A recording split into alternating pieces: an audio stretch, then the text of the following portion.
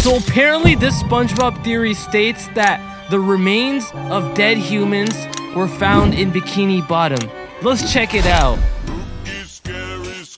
Oh shit!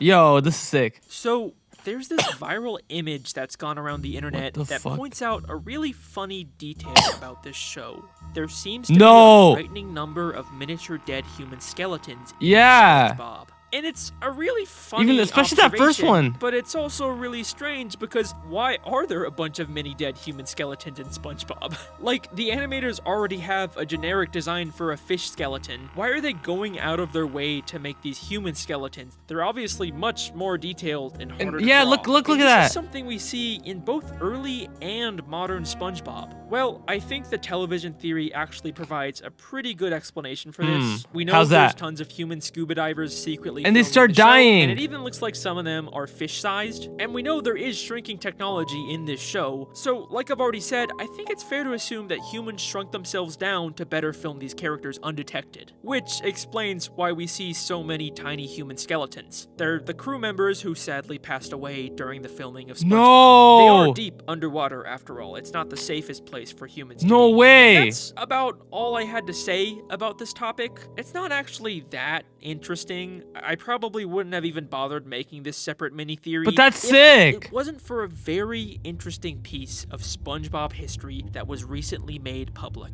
The original SpongeBob Pitch Bible, the document created by Steven Hillenburg in 1997 to pitch the show to Nickelodeon, was just recently finally made available to the public. And it is full of fascinating early ideas and concept art for the show. But what's interesting to me is that much like the show itself, the Pitch Bible is presented like a fictional in-universe report from a team of deep-sea divers discovering Bikini Bottom for the first time. An afternoon ascent into the deep crystalline gulf, which plummets from the island's coral base, revealed the natural wonder which had so long eluded the eyes of mankind. We had SpongeBob. Oh yeah, that was his name before. Which was the original name for SpongeBob. There before us, glistening in the glow of our dive lamps, sat a submerged treasure unlike any other in the world. We were afforded a first-hand glimpse into the character of SpongeBob and his world. It's crazy that even the Pitch Bible for this show has lore. If this doesn't prove the television theory, I don't know what does. But there's something in this Bible that I always thought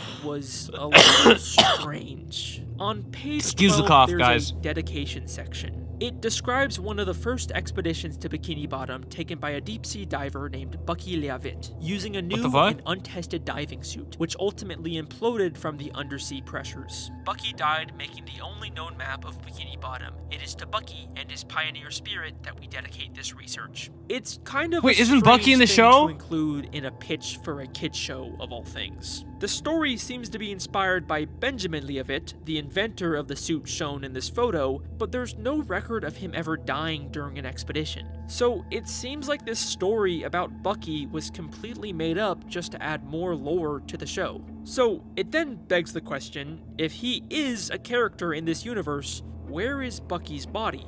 Could he possibly be I think it's that episode, that one, yeah. The show? Well, we know Bucky died in his old prototype diving suit, so I think his body would probably still be inside of it. So the real question is, do we know of any diving suits in Bikini Bottom? And yes, I think there is. We do. Yeah, we see the movie. Almost every episode.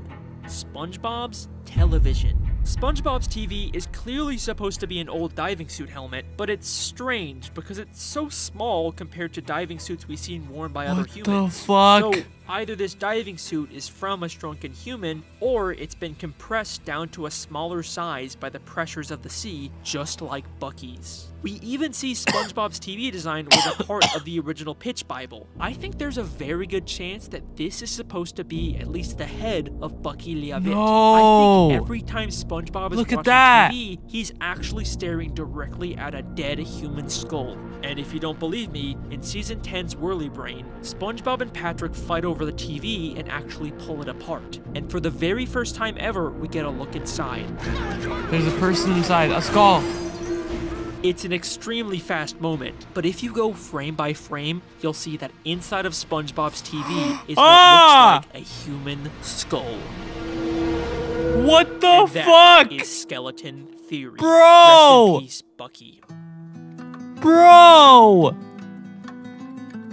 I don't know what to say at this point. Oh my god. That is an amazing theory, bro. How is the SpongeBob universe just adding all these hidden secrets, lores, and Easter eggs in the show? I gotta admit, after watching this, there is no show like SpongeBob. No matter what you want to say, there will never ever be a show close or as good as SpongeBob SquarePants. And I'm signing out.